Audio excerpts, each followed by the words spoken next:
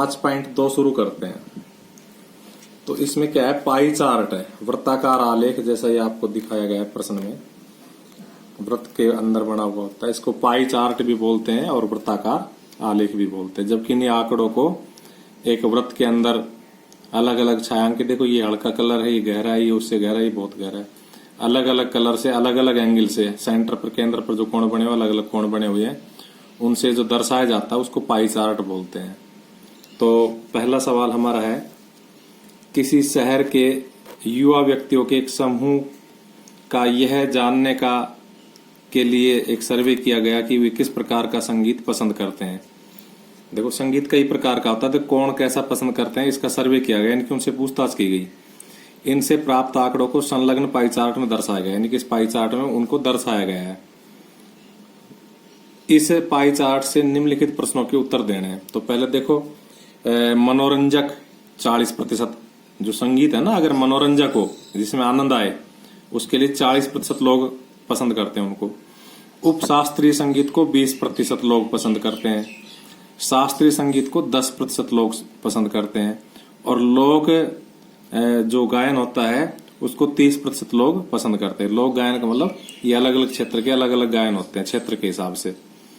तो अब हमें इन प्रश्नों के उत्तर देना है। पहला प्रश्न है हमारा, यदि 20 व्यक्ति शास्त्रीय संगीत पसंद करते हैं तो कुल कितने युवा व्यक्तियों का सर्वे किया गया था।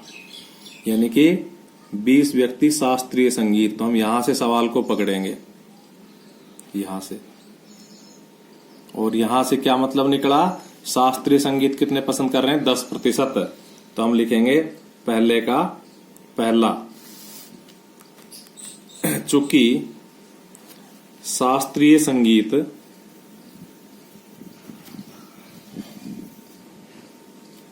दस पसंद करते हैं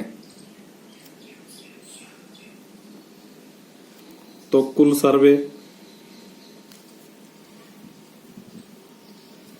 किया गया बराबर 100 लोगों का, क्योंकि 10% का मतलब है कि 100 लोगों में से 10 लोग शास्त्रीय संगीत पसंद करते हैं। तो इससे हमने एक एक नियम बना दिया कि चूंकि शास्त्रीय संगीत 10 पसंद करते हैं तो कुल कितने लोग हो गए, 100 जिनका सर्वे किया गया। इसलिए अगर शास्त्रीय संगीत 1 पसंद करे तो कुल लोग कितने हो जाएंगे, 100/10, यानी कि 10 के नीचे 1 खींचने से 10 का भाग लग जाएगा। एक एक नियम के सिद्धांत होते हैं, 5वीं 6वीं में सिखाए जाते हैं। इसलिए वास्तव में उसने पहले सवाल में कितने दिए हुए, 20 व्यक्ति। तो हम क्या लिखेंगे, इसलिए अगर 20 व्यक्ति शास्त्रीय संगीत पसंद करते तो कुल कितने हो जाएंगे, 100/10, और ये 20 का जाके गुणा हो जाएगा, 0 से 0 कट जाएगी, कितना आ जाएंगे, 200 व्यक्ति आंसर। तो इस प्रकार से हमने पहले का पहला सवाल हल किया। अब पहले का दूसरा देखिए।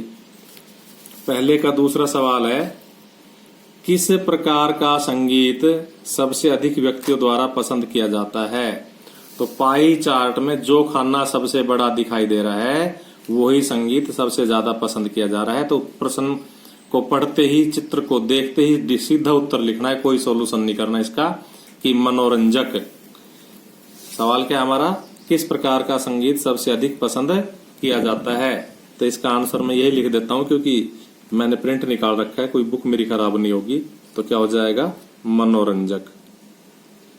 तो इसका सीधा उत्तर लिखना है, एक शब्द लिखना है बस, मनोरंजक। ये आपको नहीं दिखाई दे रहा हो तो मैं बंद कर देता हूं, ये इस सवाल का आंसर है। उसके बाद में तीसरा सवाल है, यदि कोई कैसेट कंपनी 100 CD बनाए, यानी कि कुल कितनी CD बनाई, 100 टोटल, तो वह प्रत्येक प्रकार की कितनी CD बनाएगी। हाँ, ये 100 मैंने गलती से पढ़ दिया है, 1000 CD है ये। तो 1000 CD बनाए तो वह प्रत्येक प्रकार की कितनी CD बनाएगी। तो जैसे हमने पहले का पहला किया ना, इसी तरह हम एक एक नियम बना के करेंगे। तो हम तीसरा सवाल हल करते हैं, लिखेंगे कुल CD बराबर 1000। और अब हम इस चित्र में से अलग अलग प्रतिशत को देख करके और सवालों को सॉल्यूशन निकाल देंगे। तो कहीं से भी शुरू कर दे, मनोरंजक से ही कर देते क्योंकि सर्वाधिक है। तो लिखेंगे, इसलिए मनोरंजक सीढ़ियां,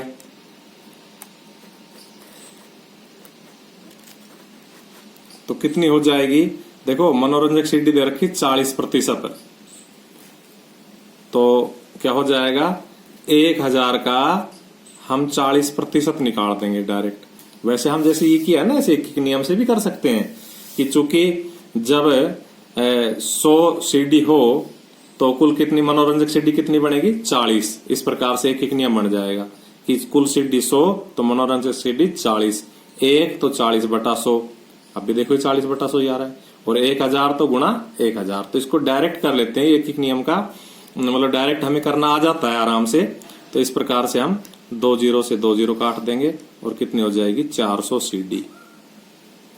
इसी प्रकार से हम लिखेंगे मनोरंजक के बाद किसकी निकाल लेते? देखो ये मनोरंजक की निकाल दी, अब लिख देते लोक की।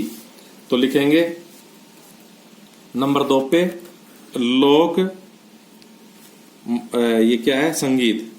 लोक संगीत की सीढ़ी तो कितनी हो जाएगी? 30% दे रखी चित्र में, और बराबर 1000 गुणा 30/100। तो इस प्रकार से 2 0 से 2 0 कट जाएगी और कितनी आ जाएगी? 300 सीढ़ी। फिर देखो चित्र में क्या दे रखा है? शास्त्रीय। तो लिखेंगे शास्त्रीय संगीत, शास्त्रीय संगीत की सीढ़ी तो कितनी हो जाएगी? उसमें दे रखी 10%, तो 10/100 गुणा 1000। कोई जरूरी नहीं हम 1000 आगे गुणा करें, 1000 पीछे भी गुणा हो सकता है। और इस प्रकार 2 0 से 2 0 कट जाएगी, कितना जाएगा? 100 सीढ़ी। इसी प्रकार लास्ट बच गई उपशास्त्रीय संगीत तथा उपशास्त्रीय संगीत की सीढ़ी।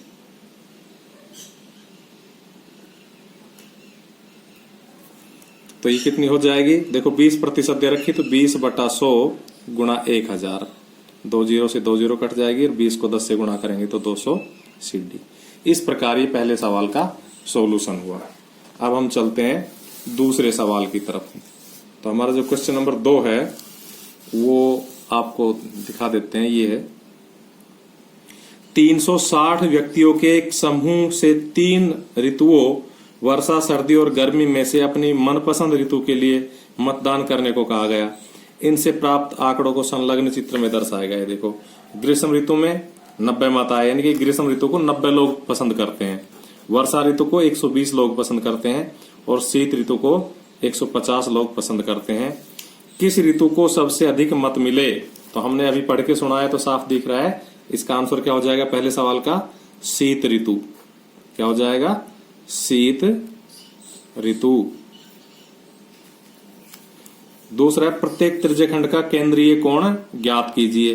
तो अब हम प्रत्येक त्रिज्यखंड का केंद्रीय कोण ज्ञात करेंगे और फिर उसका पाई चार्ट तीसरे सवाल में बनवाएगा। तो प्रत्येक त्रिज्यखंड का केंद्रीय कोण ज्ञात करने के लिए मैं आपको एक फिक्स सिस्टम बता रहा हूं। तो नंबर 1 का क्या लिखेंगे हम? देखो इसका केंद्रीय कोण का मतलब वृत्त के केंद्र पर कितने डिग्री का कोण बनेगा। इसके लिए ग्रीष्म के लिए कितना बनेगा, वर्षा के लिए कितना बनेगा, शीत के लिए कितना बनेगा। तो इसके लिए हम लिखते हैं वृत्त के केंद्र पर बने कोणों का योग। ये फिक्स लाइन हमारी हर सवाल में लिखी जाएगी। वृत्त के केंद्र पर बने कोणों का योग। वृत्त के केंद्र पर जितने भी कोण बनते हैं उनका योग 360 डिग्री होता है, क्योंकि एक बिंदु के चारों ओर बने कोण जितने भी होते हैं उन सभी का जोड़ 360 डिग्री होता है। और ये क्या हो जाएंगे? इनका जोड़ कर लो मतों का, कुल मत। तो देखो कुल मत कितने हो गए? 90 ग्रीष्म को मिले, 120 वर्षा को मिले और 150 सर्दियों को मिले। तो इनका जोड़ कर लो। तो देखो 5 और 2 7, 7 और 9 16, और 2 और 1 हासिल का 3। तो 360 हो गए कुल मत। तो स्पष्ट 360 डिग्री में 360 मत समान है, तो 1 डिग्री में 1 मत हो जाएगा। लिखेंगे इसलिए 1 मत हेतु कोण बराबर क्या हो जाएगा? 360/360 बराबर 1 डिग्री। ठीक है, ये जो 360 है ऊपर लाई डिग्री में है, ये नीचे लाई मत में है। तो इस प्रकार से डिग्री में आंसर आ जाएगा। अब देखो हम इसकी टेबल बना लेते हैं कि भाई ये तो हो जाएगी ऋतु, और नंबर 2 पे हो जाएगा मतों की संख्या, और नंबर 3 पे हो जाएगा केंद्रीय कोण। इसको टेबल बना के ढंग से स्केल की सहायता से करेंगे। तो फिलहाल तो सीधा कर देते हैं। ऋतु है ग्रीष्म, उसके बाद है वर्षा, उसके बाद है शीत। मतों की संख्या देखो ग्रीष्म में 90 है, वर्षा में 120 है और शीत में 150 है। केंद्रीय कोण 90 के लिए, क्योंकि 1 डिग्री के लिए 1 हो जाएगा, तो 90 गुणा 1 डिग्री बराबर 90 डिग्री।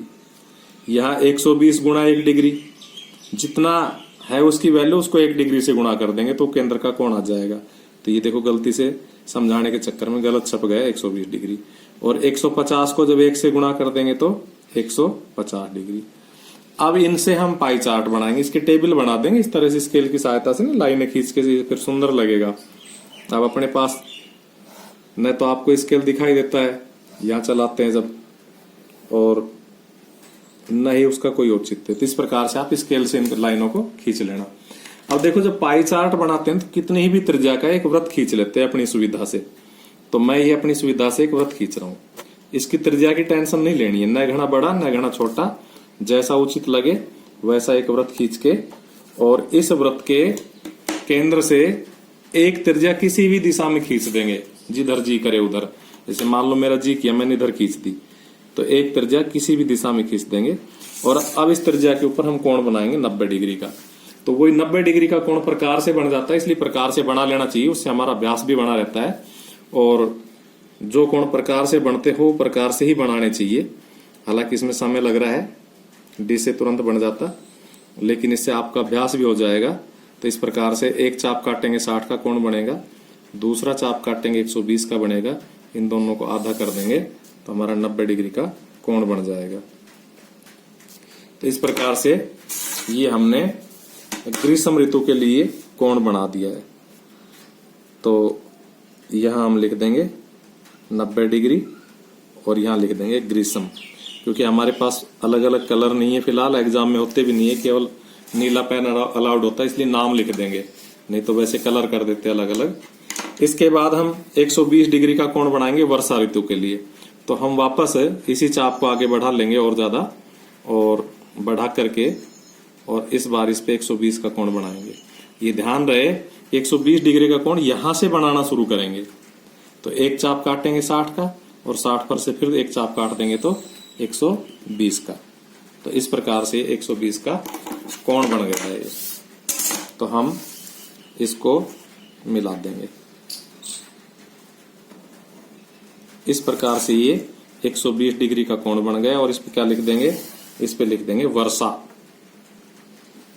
बचा कुचा कोण अपने आप ही 150 का बचेगा, तो यहां 150 डिग्री लिख देंगे और यहां लिख देंगे शीत ऋतु। और इस प्रकार से हमारा सवाल कंप्लीट हुआ।